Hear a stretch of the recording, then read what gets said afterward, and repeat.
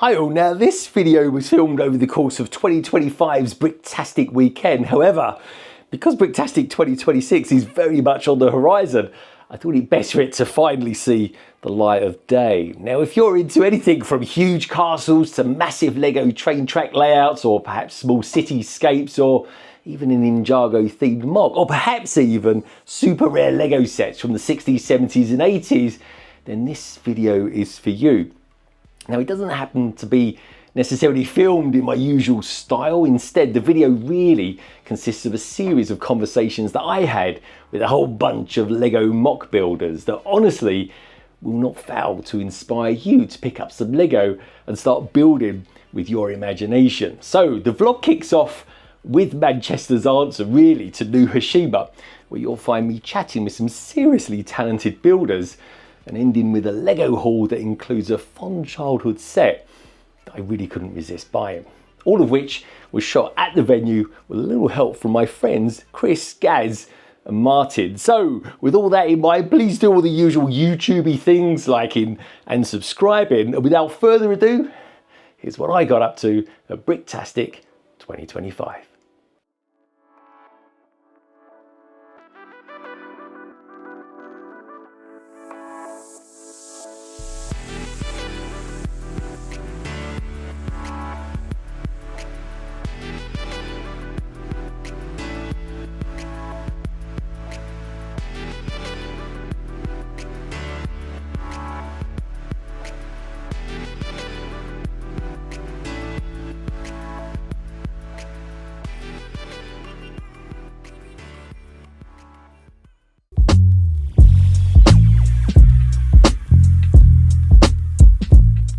Tell me a little bit about what you've done.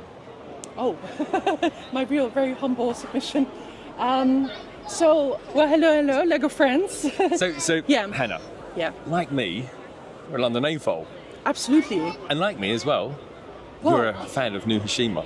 100%. Except, unlike me, you've actually done something for it. You know what? I tell you, this is actually my second ever MOC that I Seriously? built. And you've done something Yeah, for this? So I actually went a little bit hardcore. Pretty cool.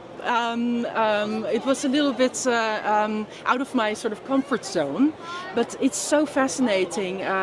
This whole system is based on a standard that has been shared globally with so many brick shows. The cube. And the cube. So it makes it so easy to actually become part of it, because it's your interpretation that you put in it. Yeah. So you have the standard structure. Yeah. And then you're like, what am I?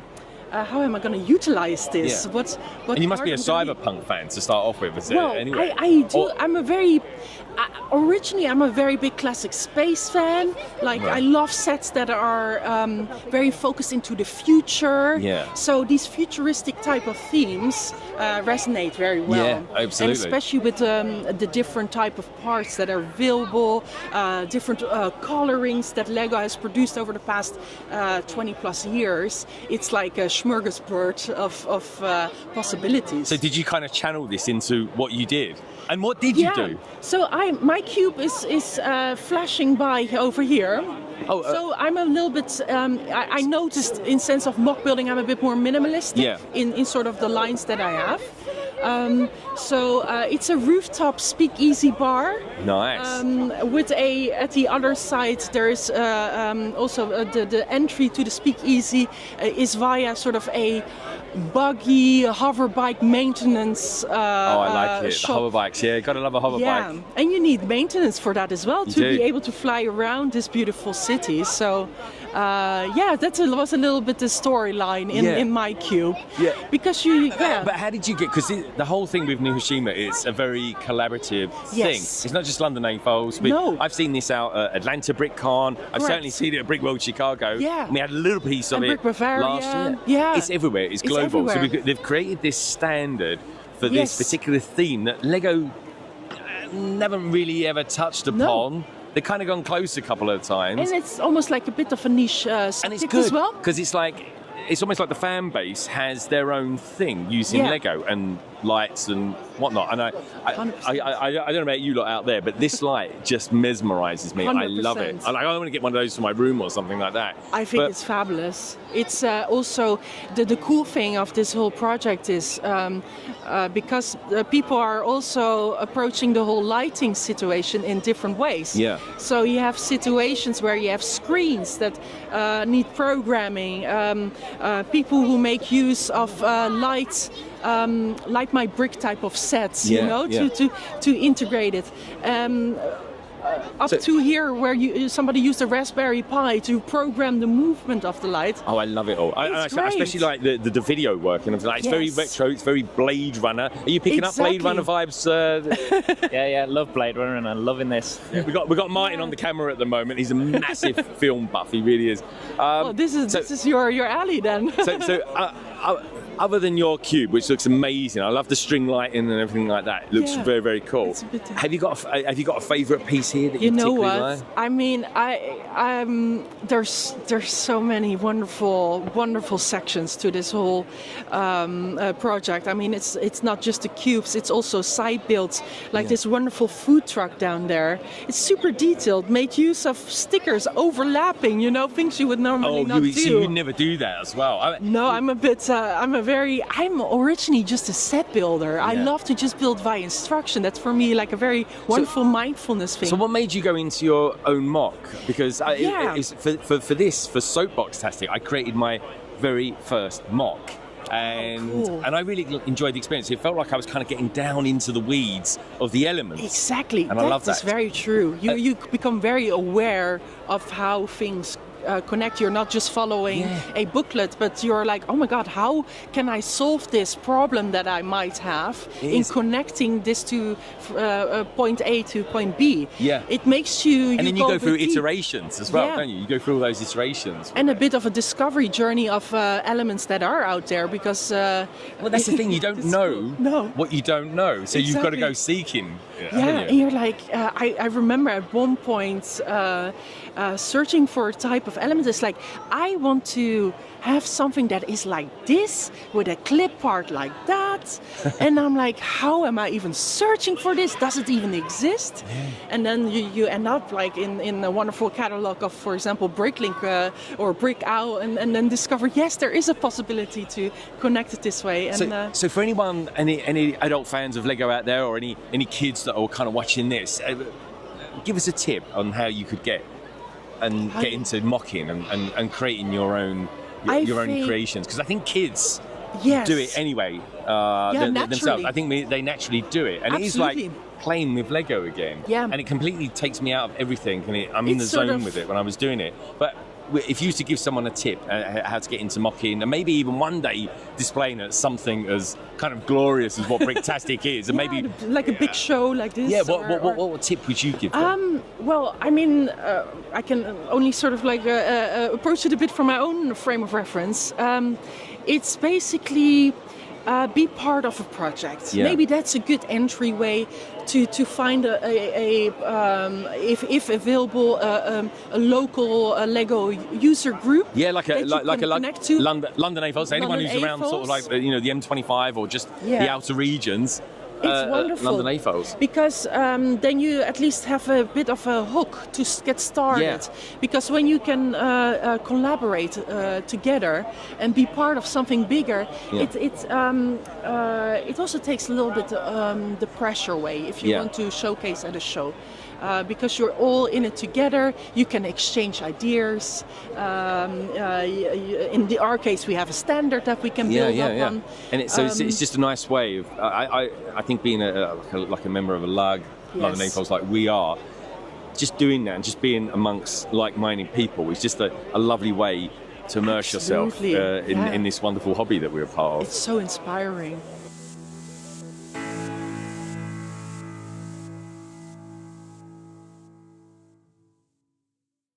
So, as luck would have it, we've just bumped into Dan over here, and he happens to be the guy that actually programmed and created the screen. So, one of my favourite parts, because I was only just talking to Hannah about, is the actual screens. I'm kind of picking up some real cool Blade Runner vibes with Yeah, all of the absolutely. cyberpunk stuff going on. Yeah. So Dan, tell us a little bit about it. How did you do it? So, I mean, I was looking at a lot of inspiration, especially because I came in Bricktastic last year, and they were basically gathering up the idea for people to contribute into, its own new Hashima sector that was more sort of British themed. But I wanted to make something a bit more unique because a lot of it is related to just, building and lights and making very neon bright signs. So I thought, okay, why not do something that is similar because my first idea was Piccadilly Circus in London. Everyone knows that. Love Everyone Piccadilly knows. Circus. A stone's throw away from Leicester Square. Exactly. There you go. I mean, it's just the massive advertising screens that give off that very cyberpunk vibe. And as you said, Blade Runner was one of those inspirations. Yeah, brilliant. So there was a lot of research involved, especially more so in the sense of, what can I build within the confines of this new Hashima cube, which is more of a, as you can see in those modules, it's a very strict cube frame where everyone just builds inside of it and then they just stack on top of each other. So that's sort of the standard that every new Hashima builder follows by, and it just makes it very easy to everyone to just come in with a cube and then just start building a city very easily. Yeah. So mine is actually a double height cube, so it's more of a tower. Okay.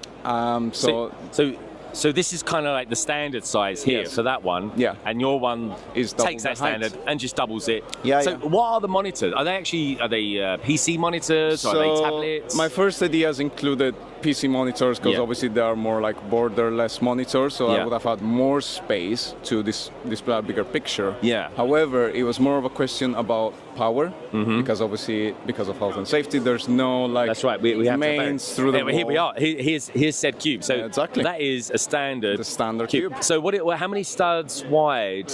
What's It's the depth of 32 it? by 30. This cube is 32 by 32 by 32, so it's like Love a it. perfect cube, and it follows the structure of the base plate as well. So we could one day, Hannah, have a modular that's actually made using one of these. Yeah, 100%. Can you imagine that Lego gets involved with it as well? And maybe, there are so many possibilities. Could you make? Here's the thing, just throwing it out there, Lego. Lego comes out of a modular. They do it in a cyberpunk style because we still haven't done that. The diner was kind of getting along that way with the colours. But you do have Ninjago City. We do actually. Yeah, that's I think the one, they're probably really. This could be the next one.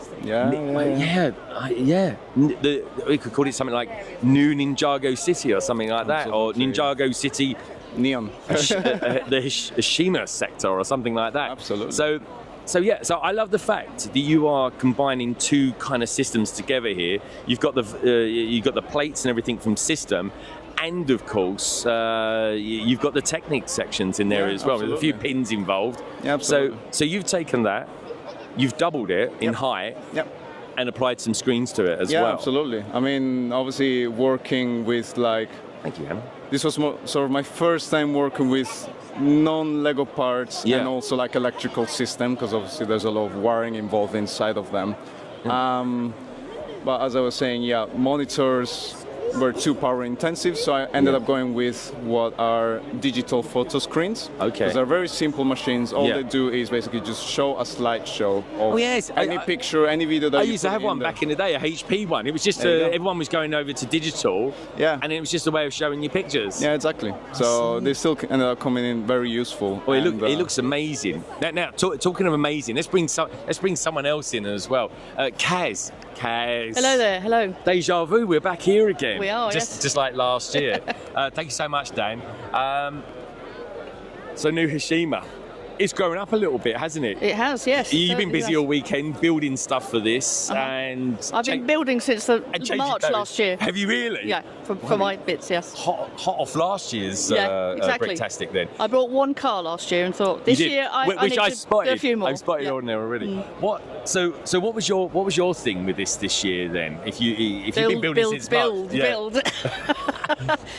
Well, I've built all sorts of things.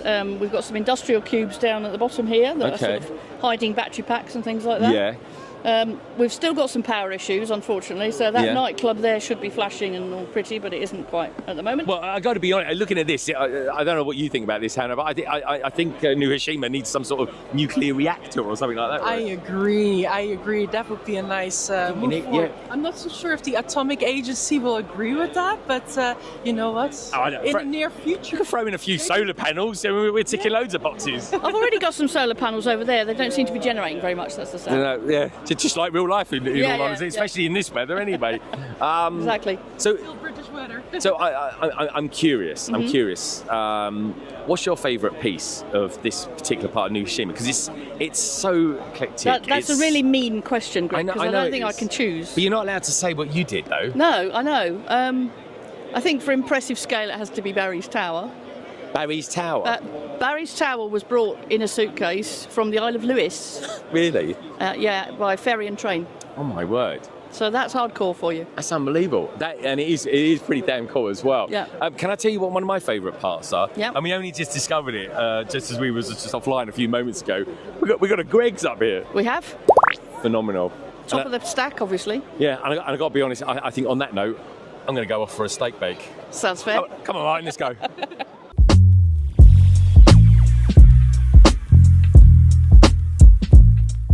So, what parts do you want to particularly emphasise on this? For the mock? Yeah, for the mock. Look, for the mock, it's clearly the parts usage for the balls.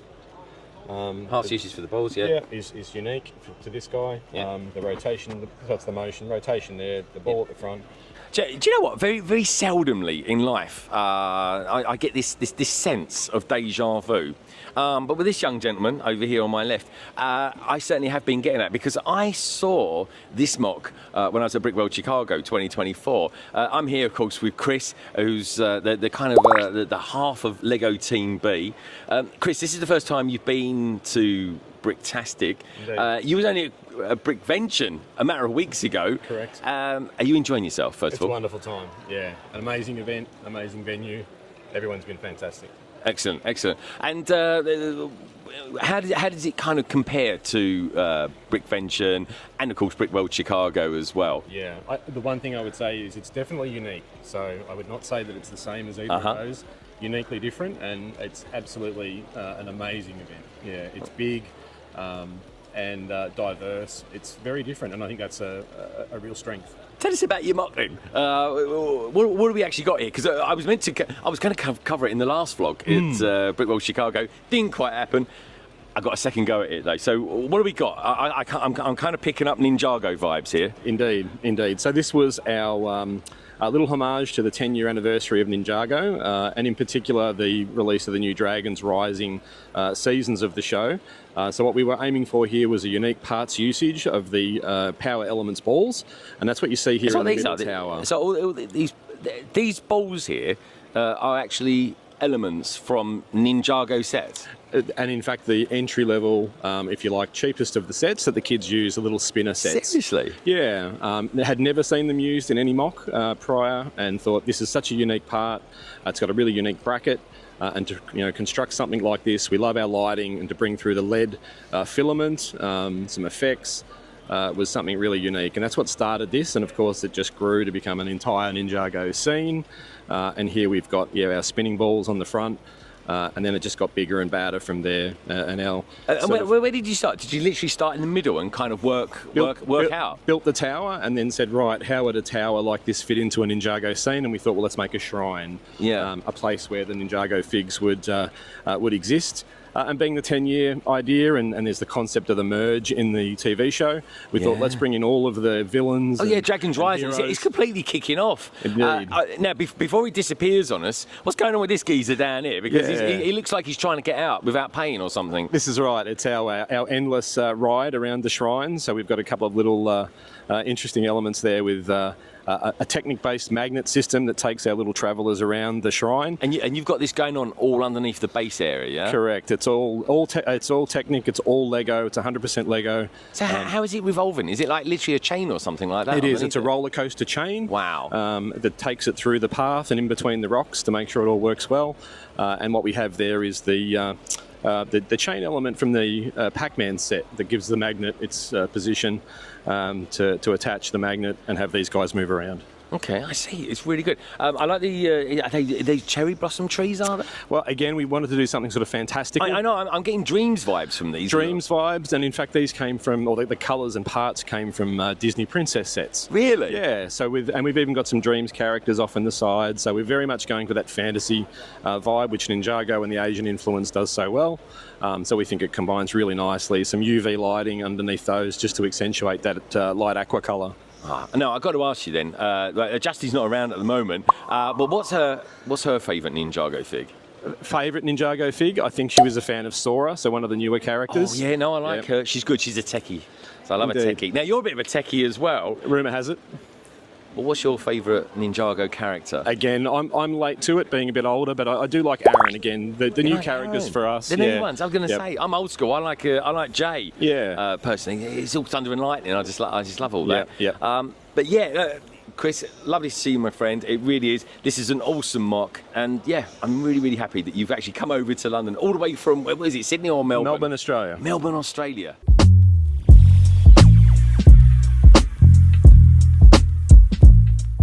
So here's something you don't see every day. Very much the man of the hour is this guy here. Goes by the name on Instagram as Stubot. Yep. And of course, Stubot, if you know this, is synonymous with all things Fabuland. And of course, last couple of days, massive announcement to the world that we're going to get a Fabuland exclusive set of the Lego house, which is jolly exciting, especially for this geezer. Stubot, I just want to know, in a nutshell, what do you reckon about it? Kind of feels like all my Christmases have come at once. It's like, I've always thought, will they do anything proper with Fabuland? Any sort of tribute? And yeah, to get a fully fledged set that references all my favourite things about it, it's just, literal dream come true. So do you think that they chose well for the characters? Because I don't really know Fabuland. I appreciate it. I love it. To me, it's the original Animal Crossing. But what do you think about the characters that they specifically chose? Did they choose them specifically, or were they randomly chosen? No, they definitely picked them on purpose. Like, so back in the 80s when Fabuland had its own TV show, the central character was Edward the Elephant, and so he's a sort of pivotal character in the story they've created for this new set. Right. So he's sort of the band's leader, and everyone else has been assigned an instrument. Yeah. And so, some of I think they're all quite diverse characters in terms of how they look. You know, some of the other ones shared the same molds. You know, the bears, monkeys, raccoons all look very similar. Yeah. So they've picked 4 that are different colours and shapes that really stand out. And the fact they included the lamb was my favourite thing, because I would have been furious if I think that's a lot of people's favourite one, actually. They kind of go with a kind of a Larry the Lamb kind of vibe, you know what I mean? It's my sig thing, so it was fantastic. So tell me, what is the significance about the tree? The tree that's kind of like almost like the centre point of it. Yeah, I think it pulls it together and sort of says Fabuland more than anything, in that most of the bigger sets had a Fabuland tree in it. And it's pretty iconic in that it's quite a simple design, but very unique. And so, the fact they've included that is a lovely touch. It's like, it really sells the sort of thought and care that's went into the design.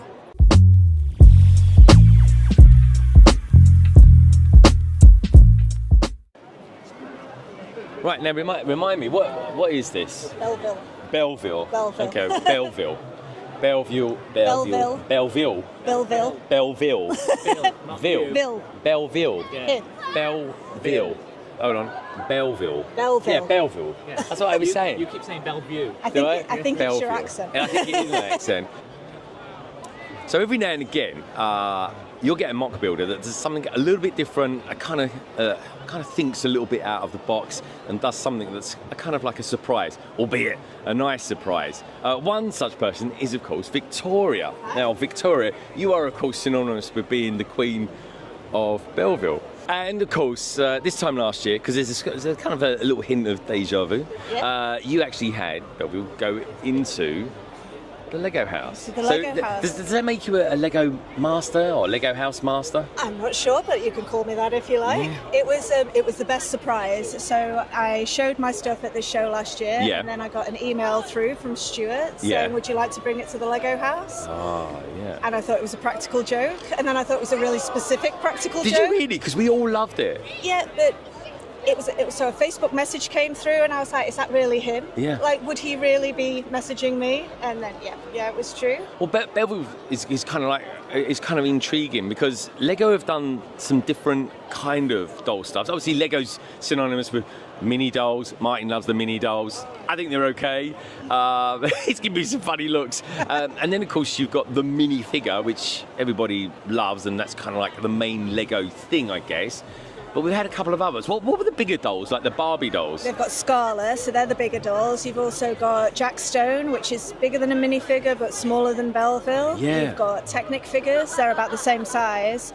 Homemaker figures, the original. So Lego have done different things over the years, but then they've settled on the minifigures and mini dolls because that's the scale that they like. Of course. And I do like a nano figure as well. I like collecting those. They're kind of different. Yeah. So tell us a little bit about what we've got here and why did you get into Belleville? So why is that a thing for you? I like the scale because it means you can do something that's a bit different. Yeah. Something you don't see at all the Lego shows, and it means I'm not copying everybody else. Indeed, you was the first one I ever saw doing it, and I was just like, what is this? I did not believe it was Lego at all. You're not the only one. I had to have signs out last year that said, yes, it is Lego, and explaining it. But yeah, so this is a high school. So we've got all the different rooms in the high school. We've got the science lab, music classroom, and what I like to try and do is tell stories. Yeah. So hopefully, the longer you look at it, the more stories and little details that you'll see in the build. Okay, so we've got a lot going on now. One of my favourite classes I used to do when I was a kid, because I was a bit of a Herbert when I was at school, was chemistry. Okay. I used to like blowing things up, but. Potassium, magnesium. It was always a bit of a thing for me. It was, and I can see in this you've got kind of something similar going on as well. We've got the fire hydrant and the tutor. Yeah. So what's going on here? Tell me about this piece then. So this is a Bunsen burner, and the only thing I remember from high school science was if you twist the bottom of a Bunsen burner, you can make the flame go bigger. Yes. And I couldn't figure out why they told us that, because the second they told us that, we all twisted it. Exactly, and made you're going to do massive it as a kid. And the school just smelled like burning hairspray and eyebrows. So that's what she's done, and now we've got the teacher coming in with a fire extinguisher to put it out. You've got the rats escaping over here. He's scared of the rats, so he's spilling the chemicals. They're doing all sorts of experiments. Particularly proud of the brick-built skeleton. I like the brick-built skeleton. That is very, very cool indeed. So, I don't know. Why did you choose a school scene? Was that something that Belleville was kind of aimed at? I had a lot of children, but the main reason was when I did the house, which is now in the Lego house, I wanted to include all these people in it, but you can't have that many people in a house. It looks weird. Of course, because yours was like a diner, if I remember right. There was a diner and a doll's house. There was lots of people in the diner, and people really reacted well to that. They liked seeing all the action. Yeah. So I was like, right, where else would have a lot of people in? And our school seemed to lend itself to all these. It's like literally like a madhouse or something like that. But no, I love it. All the little intricacies in there as well. I think it's just really, really cool. But I've got to ask, what kind of got you into it? Did you collect it when you was a kid? No, sadly, I had left high school by the time this came out. Really? Yeah, it's not my era at all. But my little sister was younger than me, and she had a couple, and my mum never threw anything away. So when I got back into Lego, my mum produced this massive box of Lego, which had some of these dolls in that were my sister's. Yeah. I didn't think they were Lego. I'd never seen them before. But as soon as I saw them, I was like, do you know what? I reckon I could do something with these. And because I hadn't seen them, I was like, I bet other people would be interested in that as well. Definitely, Well, I was when I first saw it last year, I was completely drawn to it. I was like, I need to know more about what I'm looking at here. In Friends, in Lego Friends, you've got like there's particular characters, particular mini dolls that have got names. Do you get that with Belleville as well? You do, but I don't know them. There were specific princesses and things. There's a few people online that occasionally send me messages going, oh, you used Princess Paprika. And I was like, okay, good. But because I didn't have them as a kid, I don't know all the things. Okay, so for anybody who's interested or fascinated or curious even in looking at something like this, where will we find you on the socials? I'm Bricktoria on Instagram. All right, do check it out. Honestly, folks, it's really, really good stuff.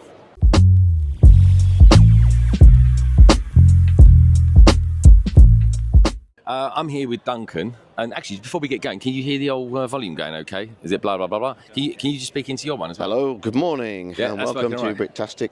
So I'm here with Duncan. Duncan, tell us a little bit about you, and more importantly, what is actually particularly special about your store that you've got here? Because I know the resellers here fairly well, simply because I buy exuberant amounts of Lego, as of course does every AFOL under the sun. But you're a little bit different, so tell us about you and what you're all about. Well, I started a brick store last year, and I went out to do vintage Lego because I haven't seen it on the store before. Normally people have minifig stores, like older sets, retired sets, but because I'm older and I enjoy the vintage from my youth, I went out and set up a vintage store. So I've got sets here from the 1960s up to the 1990s. It's a bit like a collection. So are you telling me Lego was about in the 1960s? It was about before then, but I started my collection in the 1960s. Oh, did you? Oh, God, you're younger than you look. I started my collection in the 70s, so there we go. Okay. So what do you find then? People are more kind of into, because you look at the Bricklink Designer program, and we've got the Bricklink Designer boys over here at the moment, but of course, and one of the big selling points, and a few people, there's always a few oohs and ahs about it. Of course, it's Castle. Castle sells like hotcakes. It really does. Do you find that kind of replicated as well on your store? Yes, to a certain extent. I mean, most fans love Castle. I get that, but the general public come to my store, and a lot of people want to just have a look, like back to their childhood. And they're trying to look for the one they remember having first. Yeah. So that could be any range and any era. I mean, I had somebody yesterday come and they were looking at all the 1960s sets. All it was red and white bricks in a box. And I had one. And he's like, oh, I remember that. Yeah. And he bought a little one, which is fine. But he just remembered his childhood. And I think a lot of people want to come along. And do you know what? And that's exactly what I did as well. Yeah. I might have actually purchased a set from Duncan, which is called his iconic bricks, by the way, folks. And I might have just done that. So it's kind of, you're on the nostalgia. I am, and it's good. And I set the stall up where people have to talk to me to get something that's all behind the counter, like an old-fashioned store. So people have to engage and they enjoy the chat. So what are we looking at here then? I mean, so we've got my train section is here. What's this? That's a 120 train, 4.5 volt. This was a gift we purchased a few years ago. A set similar to this. Yeah, mine, 4.5 volts. Yeah. I didn't even know there was such a thing. How many different voltages have they had, Lego? We've got 12 volts, 9 volts. You've got 4.5 volt, we've got 12 volt, and you've got 9 volt.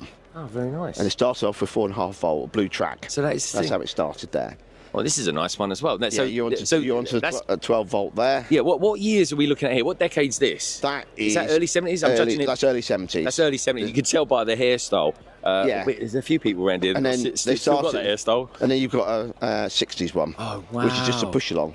No motor, it's a push along train. And he's got blue track as well.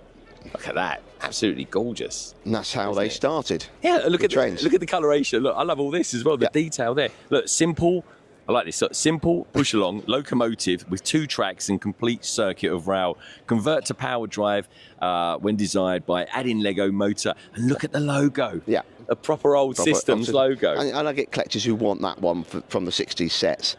And obviously, when they're older, you get more battered boxes, but it's what I find. So we've got 60s. We're going into the 80s. Now we're going into the 80s. This is very 80s. Early 80s. This one, isn't it? Yeah, that's into the 80s. This is almost like an add-on to 7740. Yeah, it's one of the range. Like with any trains, you've got different trains going on. Absolutely, you've got passenger trains, you've got cargo trains. And we've definitely had a figure like this in the gift we purchased, which is awesome. Okay, very, very nice as well. What about pirates as well? Pirates are, they're really collectible, but I'm looking for the right buyers because the current value is quite high now because they are collectible, and a lot of it depends on the box condition. So depending on the box, whether it's got its little plastic inserts in it, all of that depends on the value of it. And some collectors want it perfect.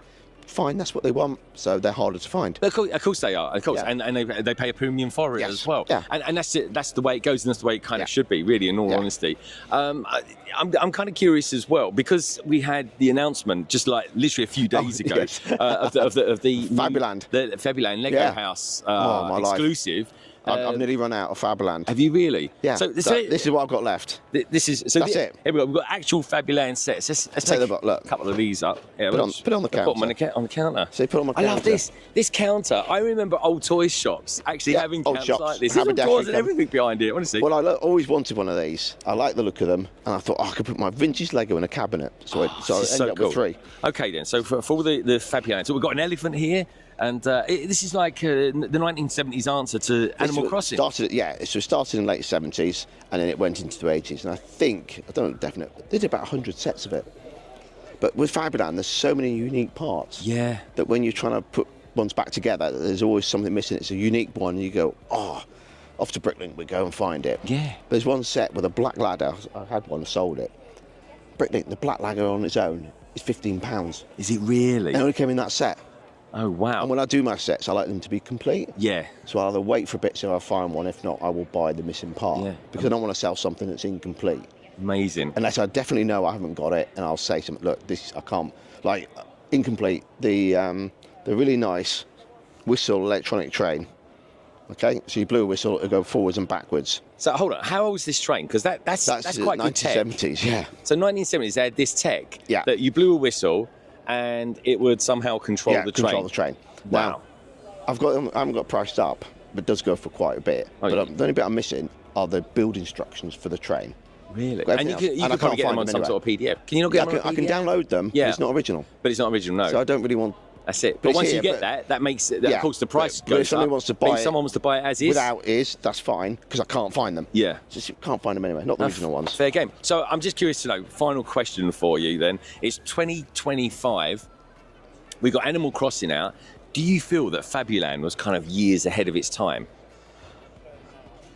In a way, yes. It was. I remember being in the toy shops because I'm that old, and it was like more good. My sister had a few. I didn't really want it, but yes, it was a different play system. The figures were different.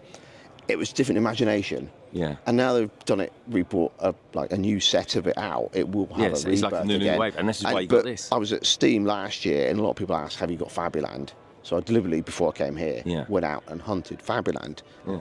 It's expensive, but I had to have some. Well, one of the things I really, really love about this new Fabuland set, and I'm kind of excited to kind of get it, because I know the guy that helped design it, Stuart Harris, obviously from the Lego house, he's actually a huge fan of Fabuland. That is his favourite theme. Right. Anyway, Duncan, thank you very much. Great to meet you. Iconic bricks. Can we find you on Instagram as well? Yeah, we're on Instagram. We're online. All the usual places. We are there. All right, folks. All right, check him out.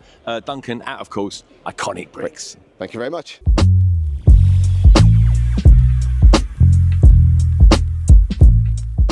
So I'm here with young Shane again, same as last year, but Luke, of course, synonymous with being on London Calling. Yes, Luke, good to have you here, my friend. To see you. You are, of course, part of LNUR. Yep. You've got this absolutely amazing, it is practically majestic, this train railway setup that you've got. I mean, it's absolutely huge. Do you know roughly what the size is? It's 10 metres by 10 metres. I think that's as large as we're going. Yeah, well, no, this is the largest we can go. It may change slightly, but 10 by 10 is a logistical nightmare. So I can imagine it may slightly change. And so, how many of you guys actually are here? I mean, we've got 20.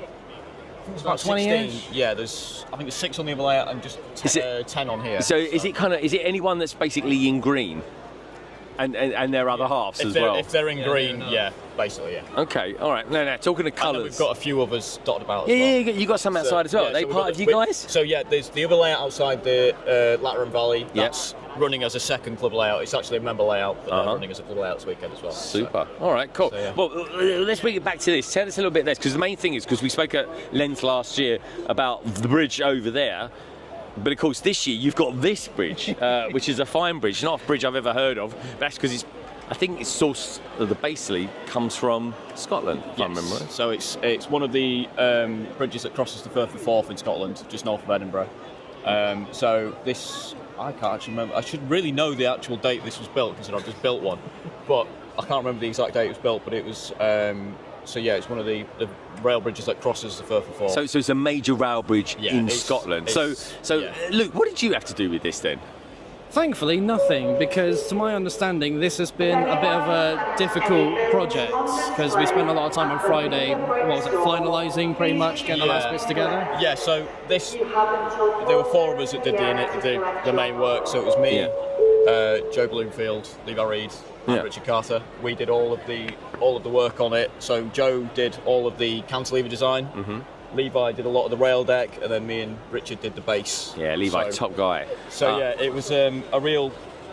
It was a team effort. It was a team effort. About 4-5 months of design. I was going to say, so new Hashima is very collaborative in nature. Is that pretty much the same for something like this? Yeah, the whole layout is built to a collaborative set of standards that you can then...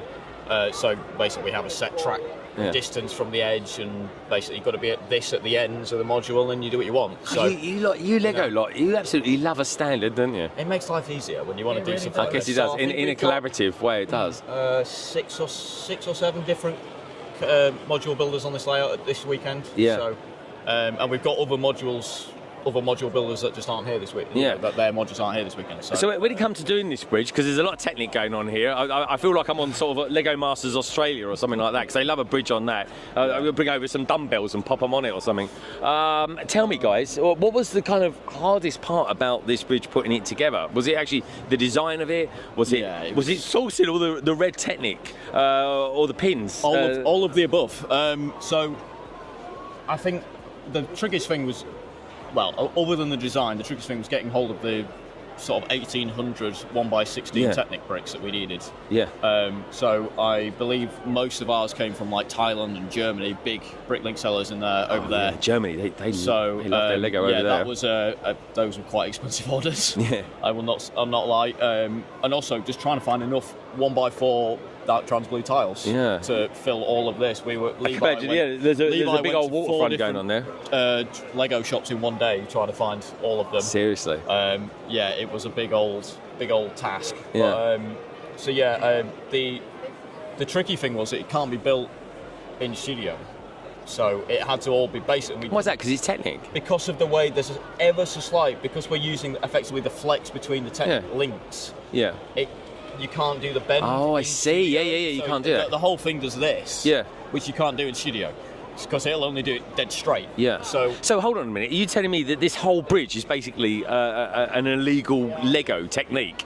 Not necessarily illegal, but it's just the way that it's doing, because this cantilever is actually working how the real one works. So it is actually. So it's taking gravity into account. It's taking so this is holding up, this is pulling tight, and it actually works how the real one works. Yeah. So trying to figure out how to do that in studio, it was very much we built one cantilever. Yeah. Then we had to build a second one to actually prove that the first one worked. Yeah. So it was like we had to spend all of this money to even try. Really? Before we'd even. That's a lot of R&D. It was. Yeah. That's a good budget for R&D. Isn't it? Yeah. So that was what Joe and Levi's sort of just before we. So me and Richard went to Australia. Yeah. We went to Brickvention. Did you? So we were away for 2 weeks. My cameraman here, young Chris, he was out there as well. So we went out to there. We were on with the VRLGM layout over there. We built and shipped modules out to those guys. But, we were there, and Levi and Joe were working madly on this, and we were like getting back, and we basically, mine and Richard's sections didn't start until we got home from Australia. So wow. And that was only like 3-4 weeks. Yeah, it wasn't that long ago. It was a Brickvention, Australia, Melbourne, and of course Bricktastic, Manchester, UK. They all come. They're like literally back to back. I mean, you're probably still recovering from jet lag, aren't you? Just about. I'm knackered. And I'm not as bad as Joe. Yeah. So we are like. It's been a long slog. I mean, this had never been built before Friday. Yeah. We got here at 8 o'clock on Friday morning. This had never been set up complete before. Wow. So a lot of the time we spent setting living life on the edge. I love it. Yeah, it was like we were making it work. So, final question for you both. Then I got to ask because you're kind of train spotting kind of guys. Are you a steam fan, a diesel fan, or electric, or something else? I'm steam. You're steam. And what about you, young Luke? Young Luke. It's Steam Team all the way for me because it's so striking when you see the piston rods move and you see how glamorous they were back then compared to what so many people describe as a box on wheels. You can still see the admiration in diesels and electrics, but I know that Steam just has that bit more glamour. I feel like that's definitely more favoured amongst most train fans. Well, there you go then, folks. All right. Well, anyway, Luke, thank you very much. Shane as well. Take care and enjoy the rest of the show.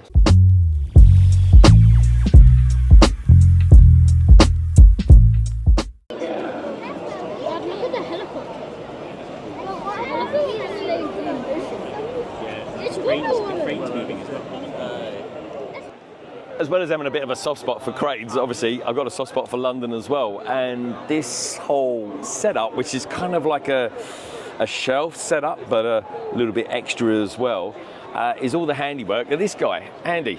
Hi there. Andy, tell me a little bit about your MOC and kind of what we're looking at, because over here, I'm getting Docklands Light Railway vibes. Over here, London Underground. Yep. Croydon trams. Yep. And then down here, of course, you've got the subway as well. So tell me a little bit about what kind of inspired you. And do you happen to be a Londoner by any chance? Not only a Londoner, I also work for London Underground as well. So really? Yeah, that's how this all started. I got back into Lego when my kids came about. So you do, doing fun stuff, just building with them. And then I was working out on the track covering an engineering train. Decided, I'll have a go at that in Lego. And then it just... Yeah. I had no idea. In another life, I worked for London Transport as well. I was on the buses. Oh, yeah? Yeah, I used to be called Blakey and all sorts. Well, we got a couple of buses on here as well. I know, I spotted that. We got this one particular here is kind of based on a kind of Scania sort of bus as well. And I like what you've done there with the Brixton. Yeah. And of course, you've got a little bit of the Octane going on in there as well. But yeah, I mean, I was in North London the other day, right. Quite an affluent area, I have to say. Yeah. And I got to be honest, Hampstead Station, which is very nice, all in the red tiles. I thought it looked absolutely lovely, and that is absolutely gorgeous. That station. I took the Leslie Green design. It's a fairly generic station. I kind of took inspiration from Mornington Crescent, and then just sort of made my own thing. But that's why I've called it Blockwell, so it doesn't have a proper name to it, so people don't compare it. Yeah. It's the same with this. So this is District Line based on Temple, because you've got the pillars there. Yes. And then underneath, this is the Northern Line. Yeah. With the old 1959 stock, and the actual station is built on like the south end of the Northern Line, or based on that. Like the South Wimbledon, Colliers Woods. Yeah, all around that area. Of course, District Line's synonymous with my football team, which is West Ham United. Of course, right. And of course, when we used to play Chelsea, they used to call it the District Line kind of football match. So yeah, are you into football at all? Not really. I used to be a Spurs fan, but...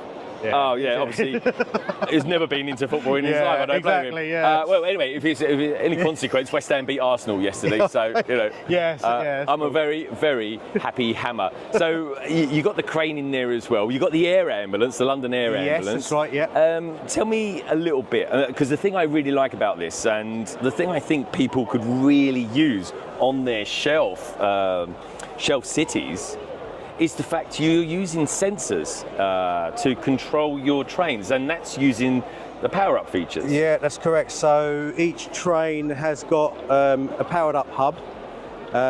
So you've got the motor connected into there, you've got the colour sensor connected into there.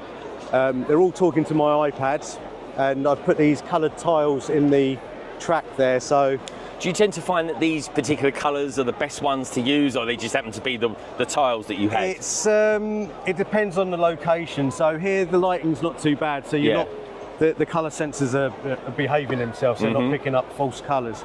But when you're in places like museums where you've got bright exhibits where the light's bouncing off it, I've had to change the tiles, or just put a timer on there so that, because it might see a green part there, but you don't want to see, you want it to see it there. So I'll put a 2-second timer so it will stop in the right place. I see. It makes sense. It makes There's sense. a lot of playing around, you know, the setup is quite crucial. Well, Andy, I love this display. I love London, and I love the fact that you used to work, or do kind of still work for London Transport. Yes, as well. yeah. In fact, they like it. I was in the staff magazine last month, and it went down quite well, really. So, yeah. Andy, thanks so much for your time. Oh, thank you very much, Greg. Cheers, dude. Cheers.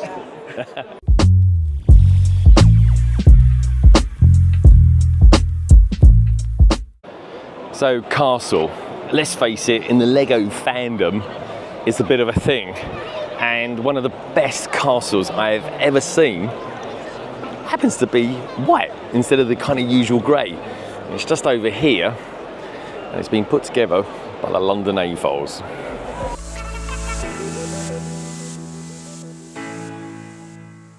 This is a bit of a moment for me, because not only being kind of interested in the fact that this is built by London AFOLs, and of course it's a castle, it happens to be more of a London-based castle. Now, this chap here is Jonathan Gale. Jonathan, just introduce yourself. What are you to the London AFOLs? Yeah, so I'm John Gale. I have been a member of London AFOLs since the first year, and a couple of years ago I took over running it. So I now lead the London AFOLs in our attempt at castle domination and all other things London AFOLs. So yes, this was my design for our project from a couple of years ago. Okay, now I'm thinking, because you know, castle is a thing, but this isn't just any old castle. It's meant to be a castle based on London, a London castle. So this is very much a London castle. So this is a castle as it could have been. It's not a single historical castle from England, but this is a bit of an amalgam of castles that could have existed in AD 1325. This would basically work as a London castle. The white colour you'll see was typical of most castles, would actually have been whitewashed rather than the grey stone we see them as today. And one of the current Tower of London's towers is actually called the White Tower because there's still whitewash. I see. So that's the reason for the White Tower. It's also that it stands out quite well. I think it does, actually. I mean, like it's so fun, but I don't know. Was England warmer back in medieval times or something? They wanted to reflect the heat? England has been both very much warmer and very much colder than it is currently. So yeah, absolutely. So, but we're basing that on the fact that we're in Manchester. So now, something that you pointed out to me are these pieces here. These are actual printed Lego elements, but there's something in particularly special about them. So tell us about that. As I just pointed out to you, Greg, these are from your rival. This is actually Tower Bridge, not London Bridge. So yeah, from the London Bridge, from the London Tower Bridge set from about a decade ago, there is actually a shield which is used as the crest. So this is the crest of the City of London in a kind of Legoized version. So this is right on the top of the bridge, and we've used it here. About a decade ago, I realised that I wanted to eventually make a big castle. I thought London sounds like a good idea, so I actually bought, I think, about 550 of these shields about a decade ago in anticipation of eventually building a big castle, and we finally got there. So unlike some of the recent Lego sets, I've actually got them flush up against the wall, so there's a lot of design features that, if you want more detail, I'm sure Greg can add links to it, but yeah, there's a load here. So it's designed to be as accurate a castle as you would realistically get from Lego. Well, all the bits are period accurate. One of my favourite parts about this castle, strangely enough, is the breach just over here. But have you got a sort of favourite section or sector that you actually are quite kind of proud of that you put together with the team? So from a personal sort of selfish point of view, I originally built the castle and then in the brick, and then made instructions in Studio from it. So I have full 3D instructions available for the towers and the walls. And each tower has a complete spiral staircase that runs the whole length of the castle. Really? So the entire castle wall section... You've got skills, Jonathan, I'll give you that. It is minifigure accurate. If you were scaled down to a minifigure, you can walk to anywhere in the castle. Inside the gatehouse, there's 2 separate floors inside that central gatehouse bit. There are wheels in there that are minifigure turnable, so you can actually raise and lower the portcullis from a minifigure perspective with big old wooden wheels like you'd imagine you'd see in a castle, and that basically does work. So it's all there, it's all scaled. It's entirely studless. There are no studs or anti-studs, including on the inside of the ceilings, including if I just shine a light down. You're just showing off now. I am. If you shine a light down, you can see in through the actual arrow slits, there are actually embrasures, little rooms behind each arrow slit sized to fit an archer so that they can shoot out. Phenomenal. So, Jonathan, tell us where, if we want to come to a meetup for London AFOLs, where do we find you? So, easiest way is on meetup.com or just search for londonafols.uk.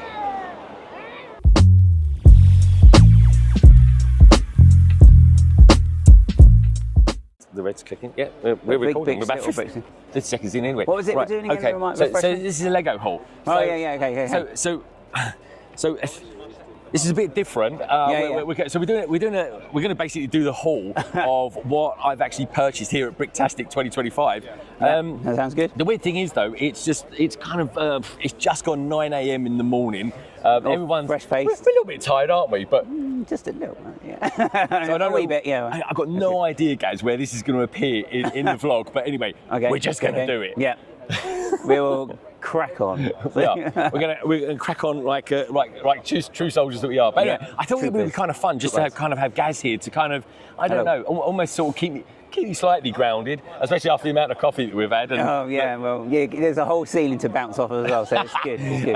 And I will say that, have you had fun though? Yeah. It's been really good, and still haven't seen everything yet as well. I know. It's just crazy, but it is, and I don't know why. I mean, I don't think the weather's going to be particularly great today, but it's quite dim, isn't it? So everything's lit up. So I went and saw Lego Team B just a moment ago because all their MOCs all lit up and that, and it looks really cool. Brilliant in the light. In the dark, I should say. In the dark, but it looks good in the light. Yeah. To be fair. Oh yeah, they've got some great colours on there as well. Oh yeah. So just pop. Anyway, so I always like, when I do a Lego haul, I always like to start off with the smallest thing, and then kind of getting bigger and bigger. This one, I'm though, not saying anything. especially after chatting with Duncan over there, it kind of pulls on my nostalgia strings massively. Right. Okay. Like so the biggest nostalgia string that I've got. So anyway, starting off with the small stuff. Oh, you are doing small. Okay. We're going to start small. I thought you were going to dive in then. Oh no, I'm getting bigger and bigger. Okay. Oh no, I'm building tension in the vlog. What can I say, guys? Well, I should know. You can tell you only do live streams, I tell you. Anyway, so first thing I got is this. So I'm a bit of a new Hashima fan, which would be a bit of an understatement, to be honest. And I got one of the T-shirts for it. We got. Oh, there you go. Yeah. Yeah. So we've got Fairy Bricks on here. We've got London AFOLs. These are all the kind of major sponsors of the new Hashima. Oh, I love that logo. Or new Hashima, as I heard someone called it the other day. And then on the back as well, you got your the other sponsors as well, and I got London Bridge Bricks. Oh no, pretty cool, isn't it? Oh, that's really good at the top as well, actually. Oh, and all these. It's like a Formula One set, isn't it? You know, with the Formula One drivers. Isn't it? It's kind of like like a sports one. The sponsorship. I think it's really good. Like you've got sidearm printing and everything on it. Who's that on the side? Oh, it's the Manchester bee. Oh, okay. New Hashima Bricktastic 2025. Well, I think we'll say that's Lego Team B. That's it. I think it is. That's what we have been saying. Yeah. Anyway, so I love this to bits. I don't think it's very what's the quality like? It's good. I think 100% polyester. I wouldn't wear it. I wouldn't wear it on a hot day, put it that way. Well, you could wear it down the gym. It's one of those ones that like wick the moisture. Oh, yeah. I forget what they call wicker or something like that. Yeah. Moisture wicking or something. Anyway, I was talking about that. When was the last time you went to a gym? Anyways, so the next thing I got... Jimu. So the next thing I got... what's this? You're not meant to bring your breakfast. It's not your breakfast. I genuinely thought it was a breakfast then. So I got this here. This is from... a sandwich. Oh, no, it's not. Who's this geezer? So One More Brick. Oh, yeah, I know One More Brick. There we go. Check them out. Oh, okay. Got a TARDIS on there. There we go. This is their flyer. You like a TARDIS? Is that the right blue for a TARDIS?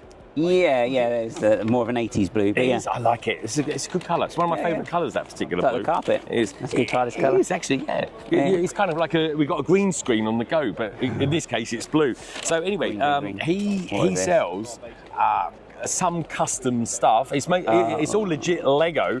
But he's got the London telephone box. And I got that because he's got the custom print of the panels on the doors. So there we go. I love a London telephone box. Built the Lego Ideas one pretty much this time last year, actually. Yeah, it was, wasn't it? Yeah, because that was just released, wasn't it? Was it January last year? It had just about come out, Yeah, I remember that. That's quite a short stream, if I remember. Yeah, that was. Indeed it was. So I got that. So a lot of what I'm kind of doing in 2025 is going to be geared towards the city, right? London, or some people like to call it Atlantis. I think more people have seen Atlantis than they have that. So with that in mind, this whole Lego bag is full of one thing. Is it not Lego? Or is it actually Lego? It's all Lego. I've just spotted something. It's these. I've got these 16 by 16. That's a very vivid green. Plates. How many did you get in the end? I bought 47. 47? Yeah, and they were in a sale price. I got 47 for £70, which, when you work out, is just a little bit under. I can't work about £1.75, something like that. Right, okay. I'm going to need these. I use them for meals, and I'm going to be meals plating the entire city up. My city isn't going to be particularly that big. It's 120 centimetres by 2 metres, or a little bit over, a little bit under. And with that in mind, I can kind of meals plate everything and do a lot of good ballast work. Does that mean you're going to have to surgically attach them to the builds you've already got as well? Yes. You're gonna have some of the modulars I have actually built will need peeling away. They will, right. Yeah. Oh my God. It's all content, guys. Well, yeah, but rather you than me. Content is king. That's all I'm going to say to that. Maybe it's one I'll do for the members or something like that. So you can swear a bit. Yeah, yeah. They'll have a good old giggle at my expense. Right, so the next thing that I got was this, thanks to you. Oh, yeah. Series 20, where are we up to now? 27, isn't it? I can't remember what number we are, actually. Anyway, it's the one that comes with the kind of infamous. Oh, the really easy to find one. Yeah, they're really easy to find. They're 2-for-1 offers everywhere. The Wolfpack guy. Oh, yeah. Very reasonably priced on the second-hand market as well, that one. Is it really? Yeah. I doubt that.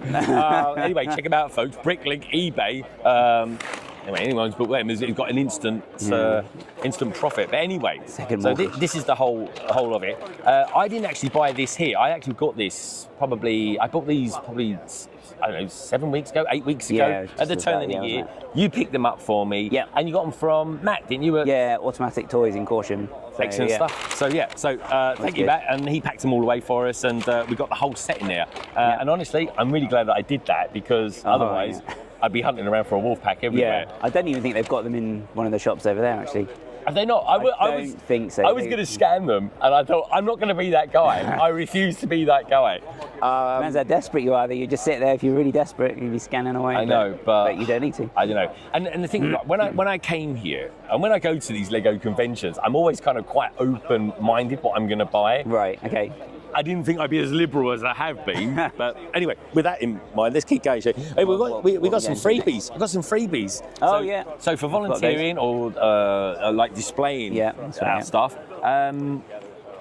we got these dots. I'm trying to think out what that says. It's not really a word, is it? Unless is that a Welsh word? No, it's definitely not a Welsh word. GWJ. That's Welsh, isn't it? I don't think J is actually in the Welsh alphabet.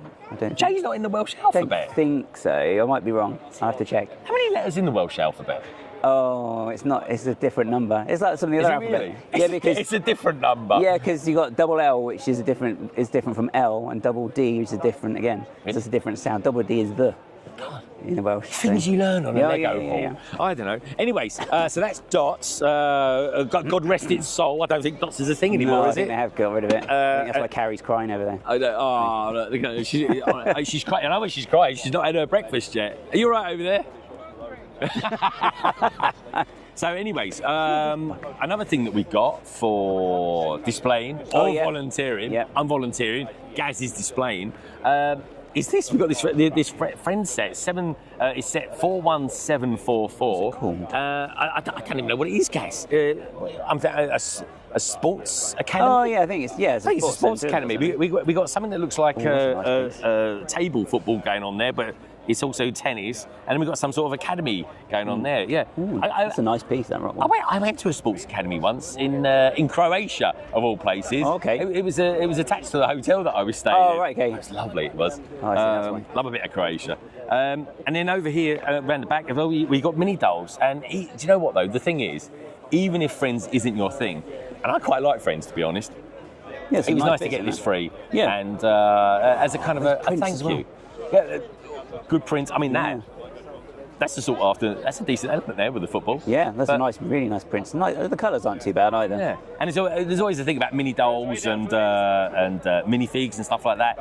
I got to be honest, mini dolls don't really bother me, but let me know what you think about that down in the comments below. So anyway, that was the freebie friends set. Right. Now we're going to start getting into the meaty stuff. The good stuff now, is it? The good stuff, shall we say? Yeah. The A-class Lego sets. Okay. Now I'm not really into Western. I'm really not. Oh, okay. Yeah. I think my dad. Used to be a big John Wayne fan. His dad used to watch Bonanza. Any Rawhide? Rawhide? Yeah. That's way before my time, Dad. How old are you again? And so anyway, I'm buying from Bricklink. I got it on order. I think we can still buy it, actually. I think it's still got a few more days to go. Yeah, I think that one hasn't sold out, has it? Hasn't sold out, yeah. So I'm getting the Western train.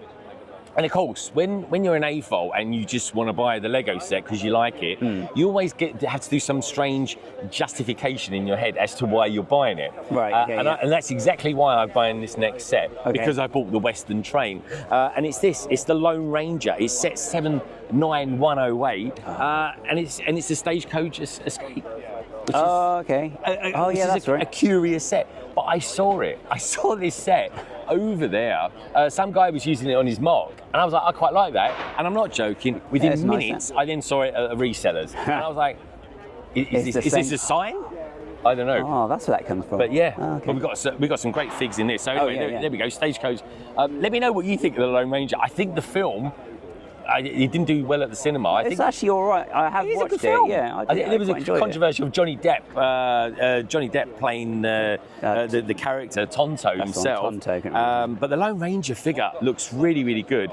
Yeah, and this honestly goes really, really well. It's really nice with the Bricklink Designer Program. It's a lovely set. Look I really, really like the box art on it. It's got an interesting character here. I mean, look at the headpiece on that. It's absolutely wonderful. It really is. This is a character called Red Harrington. Oh, yeah, it's Helena Bonham Carter, isn't it? Yeah. Which is an unusual character for Lego to actually create a minifigure for. Because she's got one. Yeah, that's right. That's right. And if you're interested to know what we're kind of reading between the lines, Google it. Anyway, so that's it. That's the Lone Ranger set. I saw that. I didn't pay $75 for it. I actually got it down to $60, which I think for this particular set. Yeah, that's all right, actually, yeah. But yeah, anyway, so that was that. That's the kind of like, that was a nice surprise set. In fact, these are all surprise sets. I had no idea what I was going to buy, other than the stuff I got from you. This is potentially only part one, because we only just started the second day. Oh, this is true, actually. Yeah, we are at the beginning of day 2, but in reality, it's kind of day 4 for us, isn't it? But with a lack of sleep, I didn't even know what day we're on, it feels really. like day 6. Yeah, I don't need holiday after this. So anyway, holiday for the holiday. This I picked up on discount, and the reason I got this on discount is because I thought it had an hole in it. Oh yeah, it does. This here, it's got that hole in the box there, guys. Oh yeah, they do, don't they? And because of that, I got over 50% off. Well, around 50% off. It was more like probably 40% off. Okay. But instead of paying, I think it retailed for about 170. Yeah, this is actually a like good price, this one. It's a really, really cool set. Of course, it's a modular. It's a good one for the city. I've got a couple of copies of this, but the reason I got it is because I managed to get it for just under £100. Which I think is a bargain. Yeah, that is. I think even for the pieces and stuff like that, and you can see it's a slightly older one because you've got the diner and the garage corner over here showing you at the back. But it's a really cool one, and it's one of these ones that if you build it one side, you can kind of do a mirror build on the other side of it. And you can swap them apart as well, can't you? They both separate. That's right. As opposed to just being on the one 32 by 32. And you can kind of make a little bit of a residential part to it. But I do think, especially on this particular side as well, I think that will work really, really well when it comes to doing and kind of connecting it up and, I don't know, matching it in with Brick Cross. I think it's a really good set to go with Brick Cross. Yeah, but it's got a similar roof as well, actually, isn't it? To Brick I think it has. I think the architecture is very, very similar, kind of slightly Victorian style. Yeah. I'd go with that. But anyway, let me know what you think about that down in the comments. Does Birch Books work particularly well with Brick Cross? And if you've got Brick Cross, let me know as well what you think it would work with if you were putting it into your city. So, that aside, the big one that I bought. The one that I bought. Is this expected, this one? This was completely unexpected, and I saw it. I've never seen it for sale ever. Okay. And the reason it was unexpected and I'd never seen it before is because it's quite an old set. In fact, I think it actually ended its run because when Lego sets used to come out, they used to run for a lot longer than they do now. And back then, I think this came out in the 70s, and this particular set was discontinued in the early 80s. I think 81, 82, something around that. Okay. And the thing is about this set, it's the first set that was ever bought for me. I didn't buy it, of course, and I remember my dad bought it from a company in Romford, Essex, called BT's. Oh, and, okay. And I used to, and the weird thing with this set was, when he bought it for me, right? It's a train set. My dad bought it for me, and I loved it. But then I wanted more kind of realistic looking trains. Oh, okay. So then I got into, and that was it. That was from the age of 10 onwards. Up until about 45, maybe. I then got back into Lego. So I had this 40-year Dark Age. Oh, okay. So it's like the last one. Then you got them before that. So this is it. So this was kind of like the first and last. And it's this. It's set 7740. It's 12 volts. I got it from Duncan over at Iconic Bricks. Oh, okay. Oh, and good story. it was the first set that was ever bought for me. And do you know what? It's got the motors, it's 12 volts, so obviously it powers itself. And the cool thing about it is as well, it's got light bricks. That's right, yeah, they used to have them, didn't they, on the on the front. Because they've got the metal rail in the middle.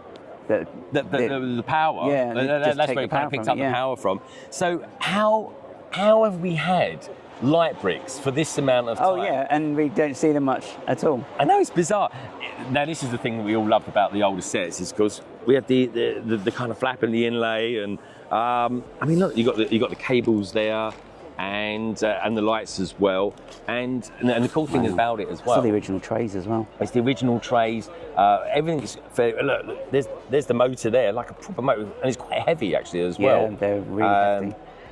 And I'm going to see Matthew in a moment. No, by the time this vlog goes out, it might be the other way around. Matthew might have been on before, and he's got this set and he's got it running as well. So is that the guy you spoke to in London Calling? That's it. Yeah. Right. Okay. So I've seen one here a few times. He's got monorail stuff over there as well. Oh, so yeah, and he's a good guy. Maybe I should get him back on London Calling. I think we should. But this was the first set I ever built. I built it with my dad. I built it over 40 years ago, and I just thought it would be really, really cool to do the same thing. My dad's like nearly 80 now. Oh, okay. I've kind of just hit the big 5-0, and I just thought, I know Lego, you know, throughout the years you make kind of wonderful memories. Oh yeah. Don't you? Oh yeah. And it's when you do it with someone else as well sometimes, isn't it? Exactly. And I've always had that memory. I've always carried that memory of me and my dad building this set, and I just thought it would be really, really nice.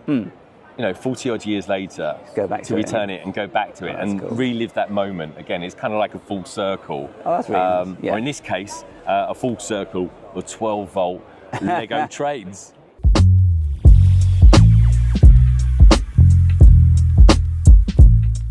Weekend. So do you want me to do the outro, or do you want to sit there while I do the outro? You can do the outro. Oh, you want me to do the outro? Look at you stretching your legs. You're like, oh, job's done. No, you see my outros on my streams. What do I normally even say on videos? Follow the old LEDs. I don't know. Yeah. Okay, let's do it. So I'll research. I remember what I say. That's how unprolific I am. The boys haven't turned up yet. Where are they? Oh, you won't see them for a while. Was it a late night? Anyway, Gaz, if you enjoyed the video, do me a little favour, hit that like button, and you know what? If you happen to be new around here, why not hop on and subscribe and become a big part of the LBB family? Otherwise, on that note, Gaz, thank you for helping me with the Lego part of the haul. Like I said, I got no idea where that's going to be turning up in the vlog, but anyway, great to see you. It will be there at some point. Yeah. But anyway, on that note, I'll leave you with some videos that I think you might like.